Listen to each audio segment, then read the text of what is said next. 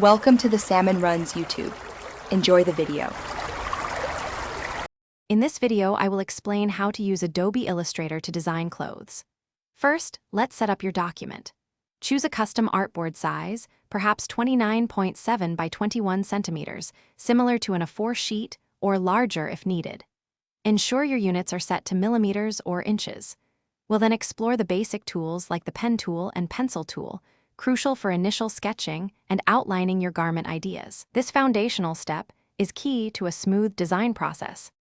Next, we'll focus on crafting precise garment silhouettes. The pen tool is your best friend here, allowing you to create clean vector lines for your design's outline. To achieve symmetry, draw one half of your garment, then reflect and join it. Remember to utilize layers for different elements like the front, back, and individual components. This organization is vital for complex designs and makes editing much simpler as you progress. Now, let's add intricate details and textures to bring your design to life.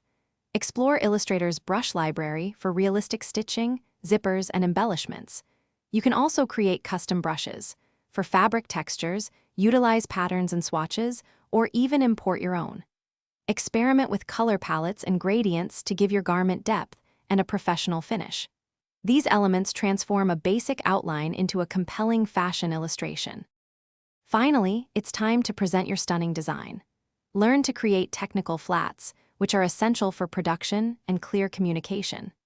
Export your finished artwork in various formats, such as high-resolution JPEG for portfolios or PDF for manufacturers.